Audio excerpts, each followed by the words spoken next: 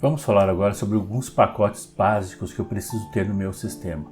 Os pacotes que eu irei mencionar, eles são necessários para fazer o básico em termos de desenvolvimento. Se você é apenas usuário do sistema e não vai programar usando Linux, você não precisa dos comandos que eu vou mencionar aqui, tá bom? Se você pretende desenvolver, não importa qual seja a linguagem, os comandos que eu irei passar aqui são os básicos de que você precisa. Então vamos abrir primeiramente o terminal, vamos aumentar aqui um pouquinho a fonte para nós vermos melhor. Então Ctrl mais para aumentar ou Ctrl menos para diminuir. Só um detalhe, tá? Não use o teclado numérico, não é mais ou menos do teclado numérico, mas é para usar o mais ou menos da primeira carreira do seu teclado. Aliás, segunda, né? A primeira é o F1, é o F12. Muito bem. Vamos usar o comando chamado sudo para essas operações. Sudo, ele é um comando administrativo que eleva as suas permissões. Como ele funciona? Sudo, o comando que você vai digitar aqui, vai ser um comando que vai ter permissões elevadas. A título de curiosidade, se você instalou o seu sistema, o primeiro usuário criado pelo sistema é um usuário que tem permissão administrativa para executar o sudo. Então, se eu colocar sudo menos L, menos U e colocar o meu nome, aqui nesse caso insist, ele vai dizer que eu tenho acesso ou não, Demo aqui, que é a minha senha aqui nesse teste, Olha, ele fala que eu tenho acesso às seguintes correspondências. E esse que me importa aqui nesse comando inteiro aqui é isso aqui, tá vendo? O usuário insiste, ele tem acesso a qualquer comando,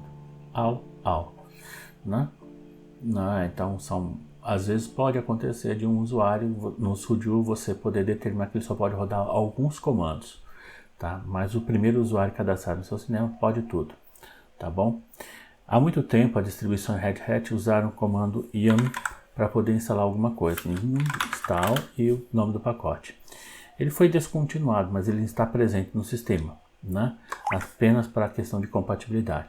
O comando novo agora chama-se dnf, e aí você coloca dnf, install e o nome do pacote em seguida.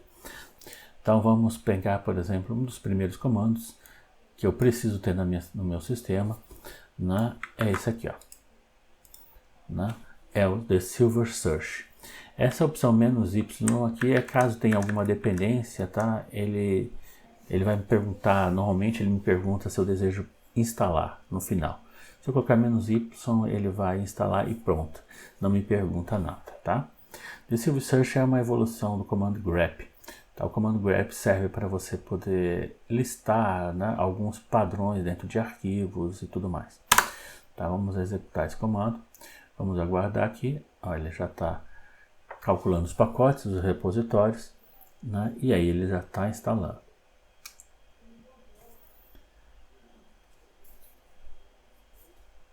E o The Silver Search está instalado.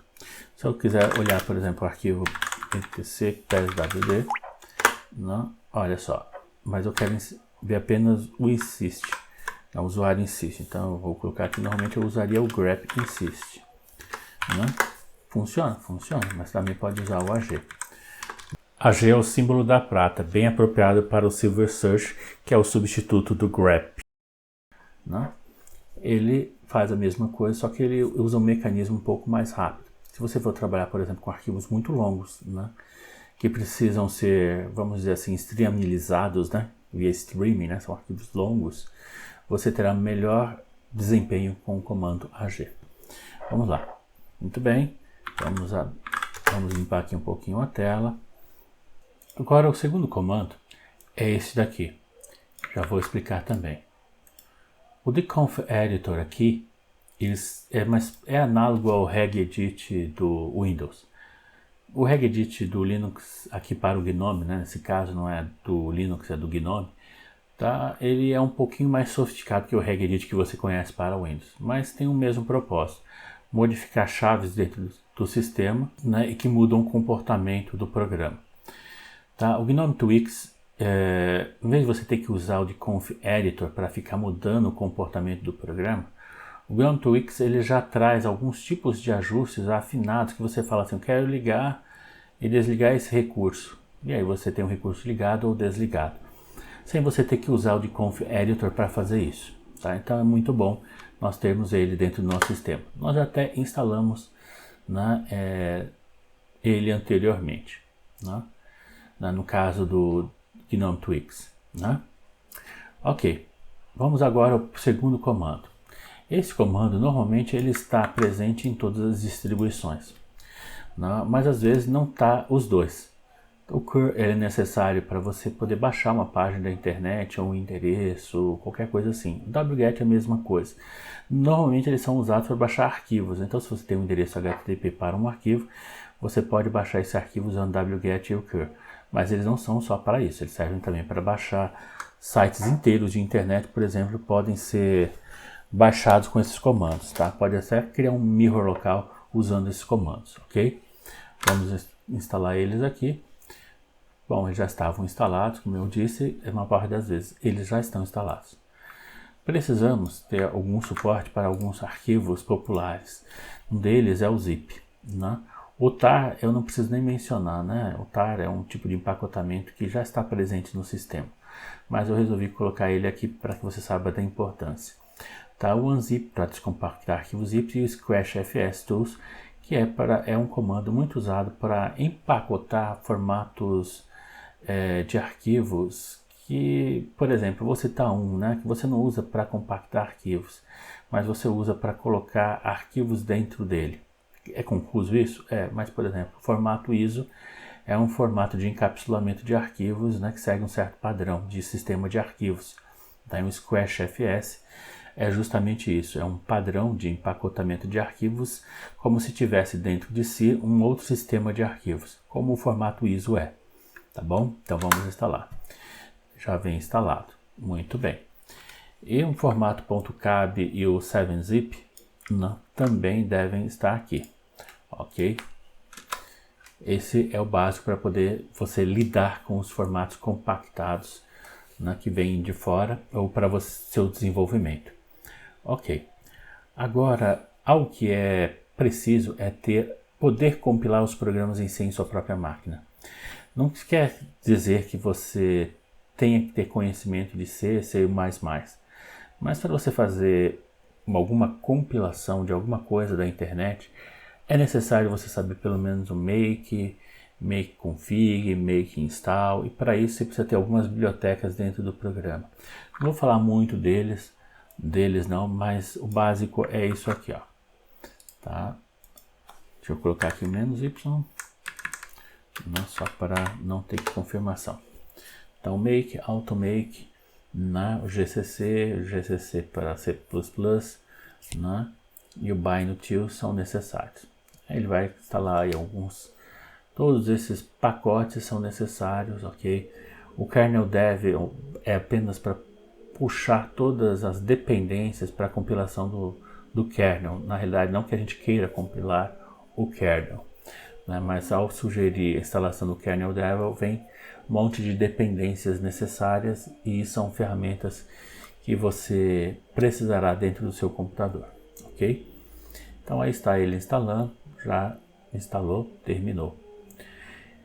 Sabe, eu poderia rodar o último comando, ficar pacotezinho por pacotezinho, mas há assim como há no Debian, os metapacotes, há no Red Hat, em distribuições compatíveis, como o Fedora, o group install.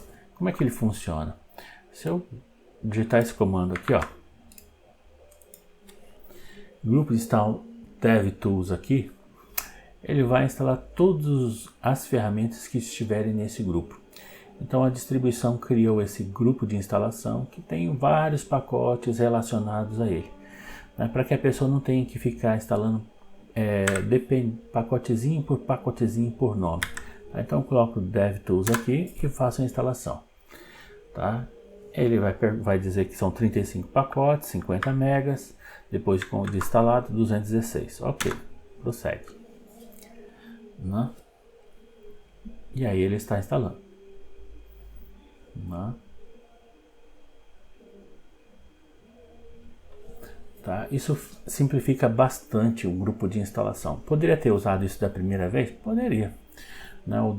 O DevTools aqui já teria instalado os comandos como gcc, né? E o binutils. Muito bem. Uma coisa são as ferramentas de desenvolvimento, o DevTools. Outras são as bibliotecas de desenvolvimento.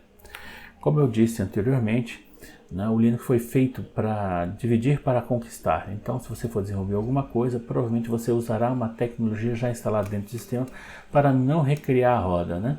Então, tem programas que são muito bons para navegar na internet, para tocar vídeos, para trocar mídias de diversos tipos, né? Para fazer leituras de diversos tipos, né? Portas seriais, USBs, né? Então você vai usar muitas bibliotecas já pré-instaladas, né, que vão te ajudar nisso. Então vamos aqui dar um Enter aqui, né, e vamos prosseguir com a instalação. Né? É importante que você, ao seu desenvolver no seu Windows, você sabe que tem algumas bibliotecas que você talvez precise instalar, né, para poder compilar um programa, e você vai ter tudo que precisa dentro apenas daquele executável runtime.